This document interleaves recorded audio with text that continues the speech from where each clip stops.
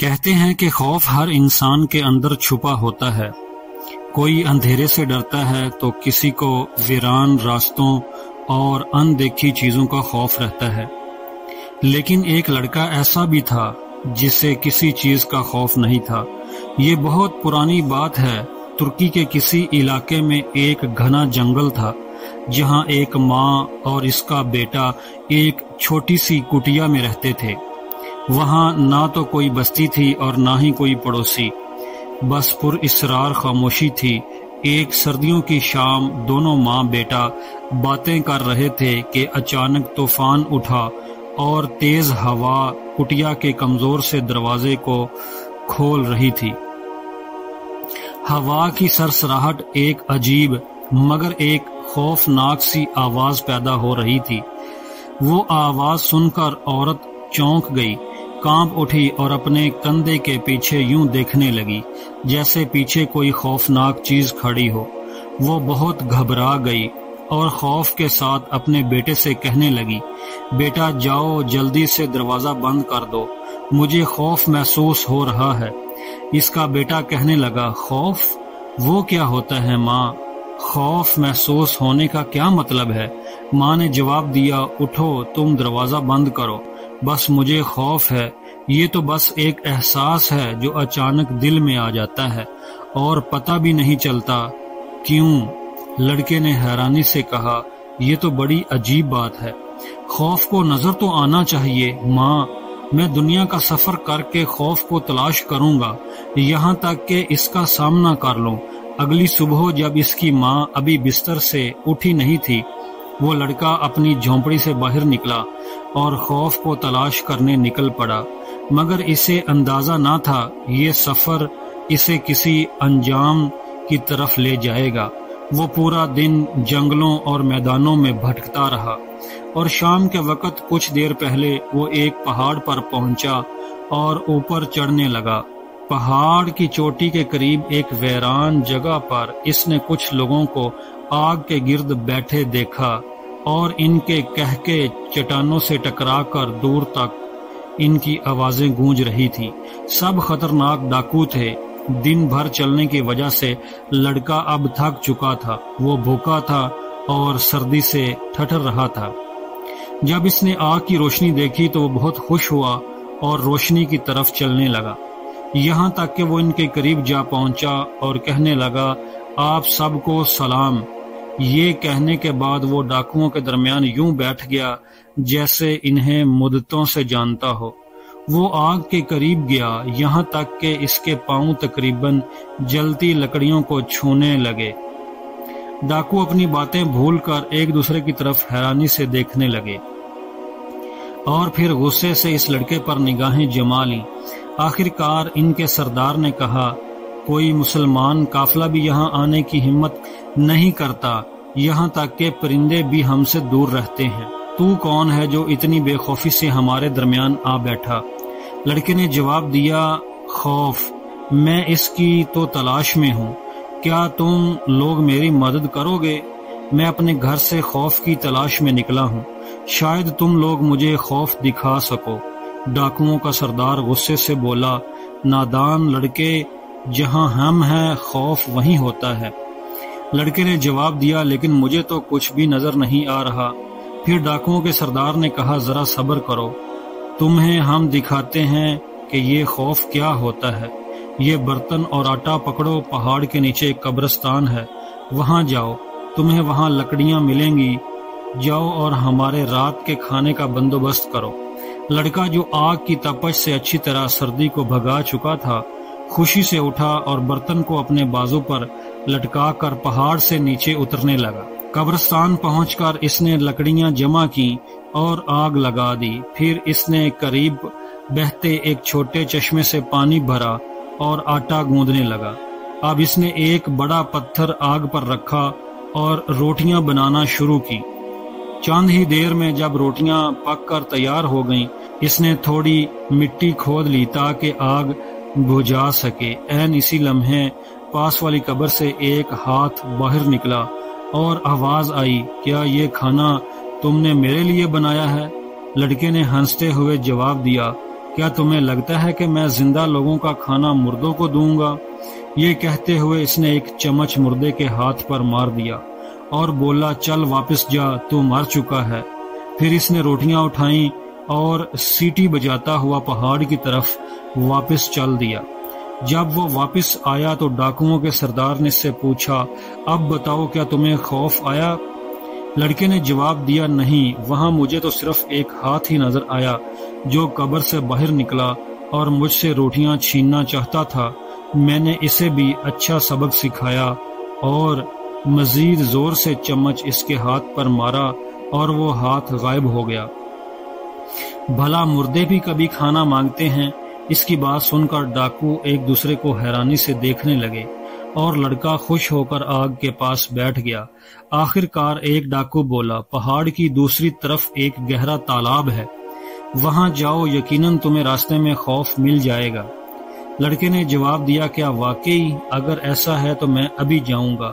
یہ کہہ کر وہ تالاب کی طرف چل دیا۔ جلد ہی وہ اس جگہ پر پہنچ گیا جہاں چاندنی سے چمکتا ہوا پانی کا ایک تالاب موجود تھا۔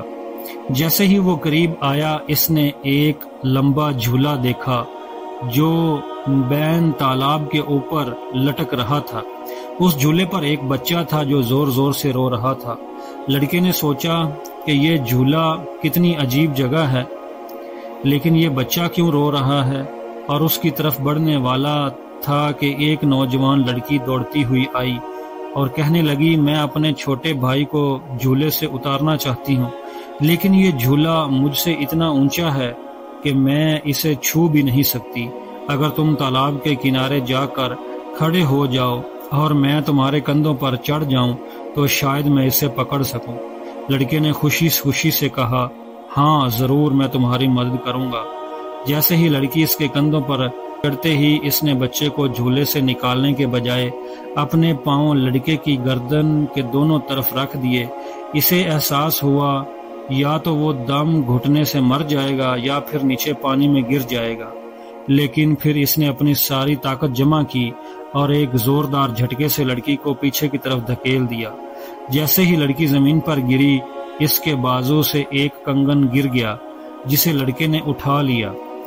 اس نے خود سے کہا کہ یہ بھی ٹھیک ہے، میں اس کنگن کو ان تمام عجیب واقعات کی یاد میں رکھ لوں گا جو میرے ساتھ گھر چھوڑنے کے بعد پیش آئے۔ پھر اس نے مڑ کر بچے کو دیکھنے کی کوشش کی تو نہ تو وہاں جھولا تھا اور نہ ہی بچہ تھا۔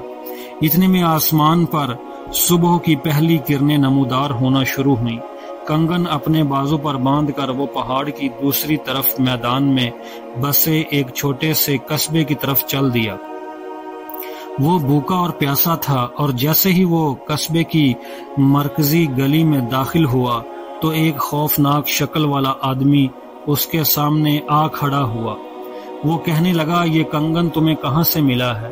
یہ تو میرا ہے۔ لڑکے نے جواب دیا، نہیں، یہ میرا ہے۔ وہ خوفناک شخص دھاڑ کر بولا، یہ تمہارا نہیں ہے، مجھے دے دو ورنہ تمہارے ساتھ بہت برا ہوگا۔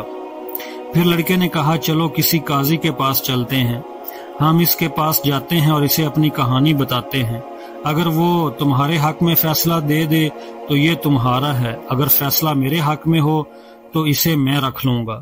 وہ شخص اس بات پر مان گیا اور لڑکے کو گھسیٹتے ہوئے عدالت کی طرف چل پڑا۔ دونوں عدالت پہنچے جہاں قاضی انصاف کر رہا تھا۔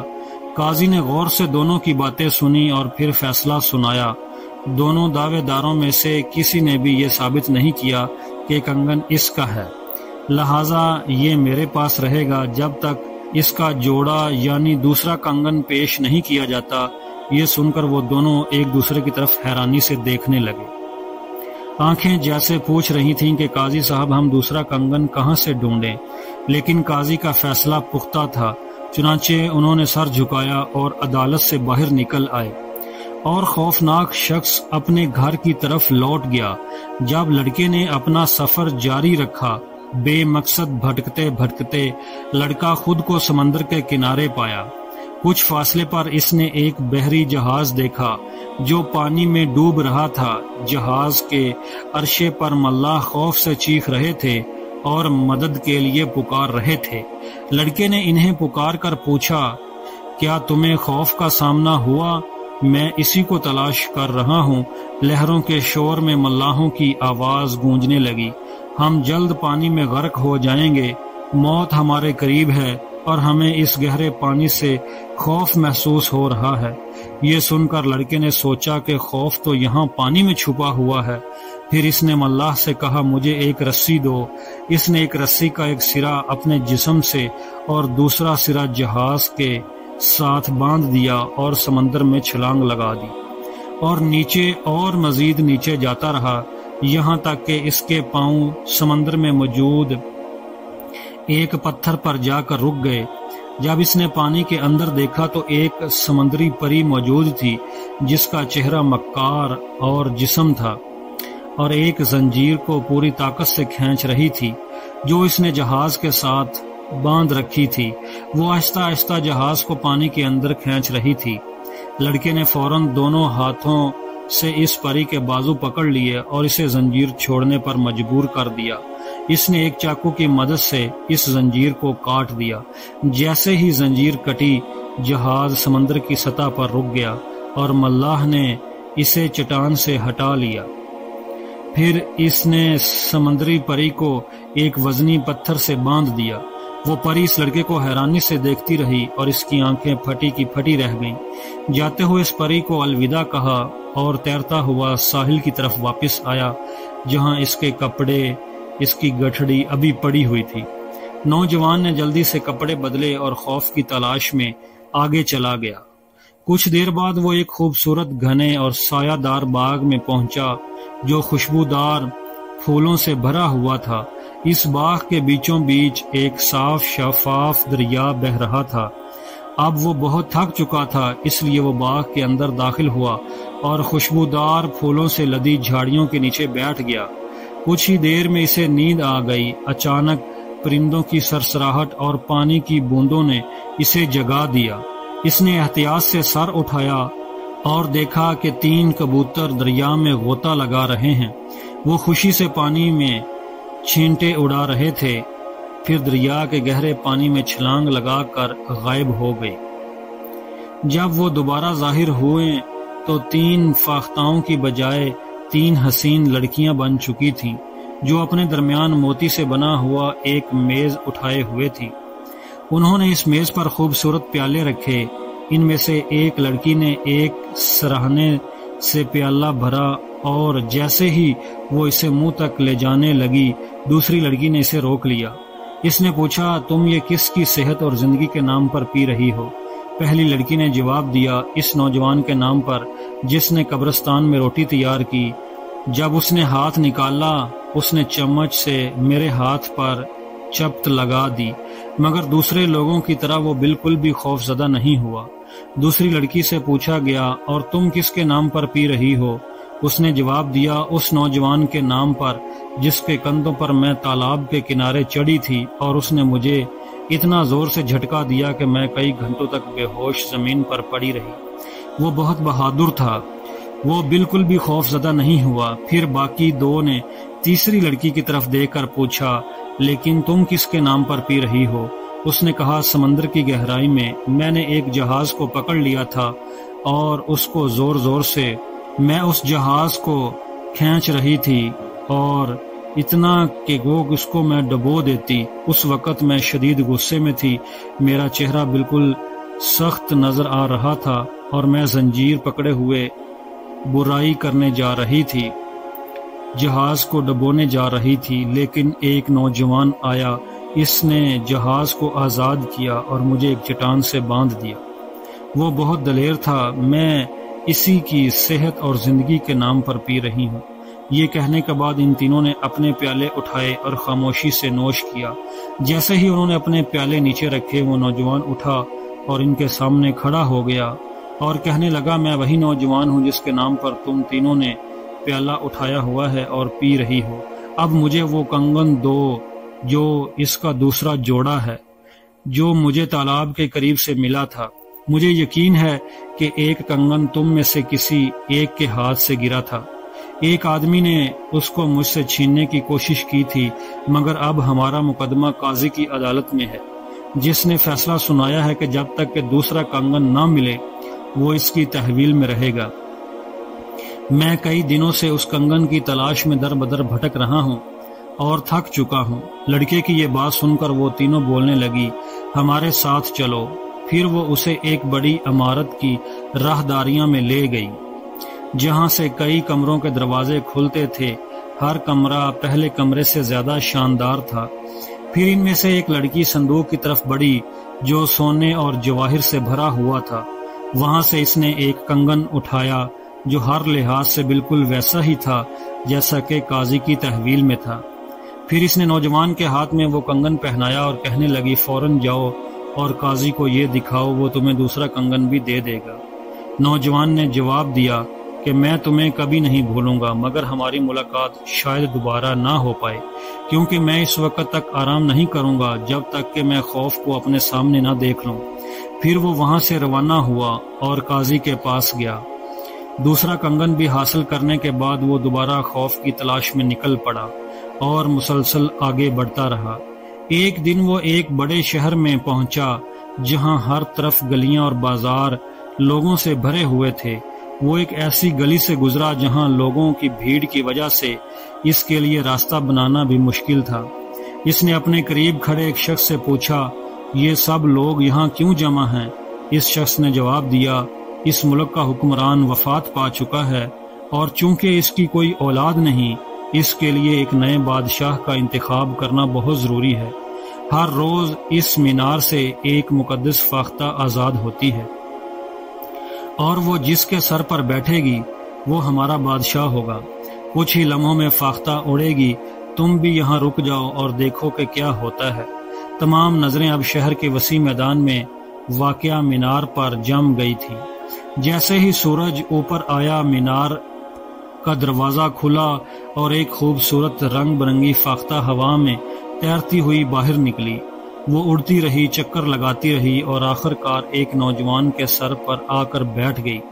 لوگوں نے بادشاہ زندہ باد کے نعرے لگانے شروع کر دیے، لیکن جیسے ہی لڑکے نے یہ نعرے سنے وہ خوش ہونے کے بجائے کچھ محسوس کرنے لگا۔ وہ خود سے سوال کرنے لگا، اگر میں بادشاہ بنوں گا تو کیا ہوگا؟ اس نے خیالات میں خود کو تخت پر بیٹھا دیکھا۔